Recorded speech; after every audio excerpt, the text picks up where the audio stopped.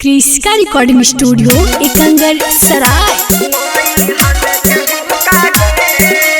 DJ Kundan राज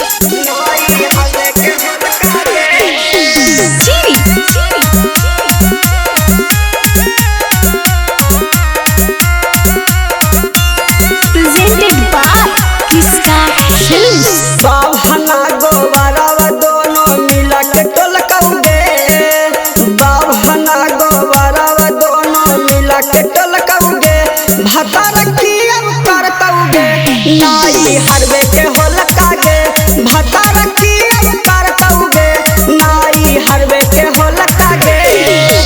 चढ़ली जवानी खोरी खोरी खलकौगे, चढ़ली जवानी खोरी खोरी खलकौगे, भतर की अब करतौगे नाई हरवे के होलकागे, भतर की अब करतौगे नाई हरवे के होलकागे।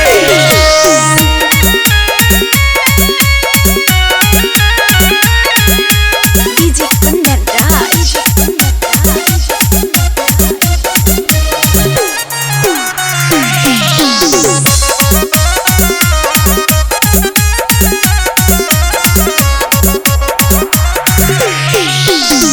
चौठारी के दिन तोरा पूरा जनतौ बाती आगे, नाई हर के सामने तोर धराई तौ गलाती आगे।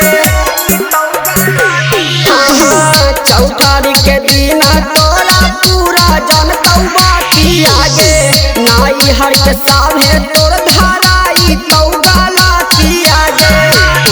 अरे भातारा जब जाना तो तोरा संगना सुताई तौगे, भातारा तोरा जाना तबा संगना सुताई तौगे, भतर की अब करतौगे नाई हरवे के होलकागे, भतर की अब करतौगे नाई हरवे के होलकागे।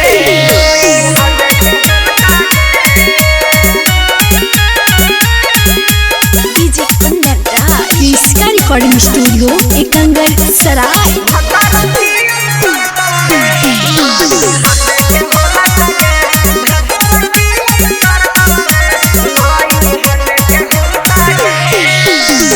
राइटर उपेंद्र के चुपा के खिलाएंगे, इंदल बेदार दी के झूठ गरी आएंगे।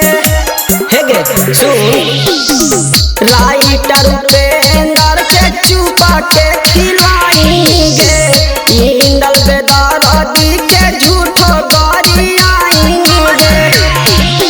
राहुल पवनवा जानतौ तोरा माफ न करतौगे, राहुल विकासवा जानतौ तोरा त माफ न करतौगे, भतर की अब करतौगे नाई हरवे के होलकागे, भतर की अब करतौगे नाई हरवे के होलकागे। क्रिस्का रिकॉर्डिंग स्टूडियो एकंगर सराय।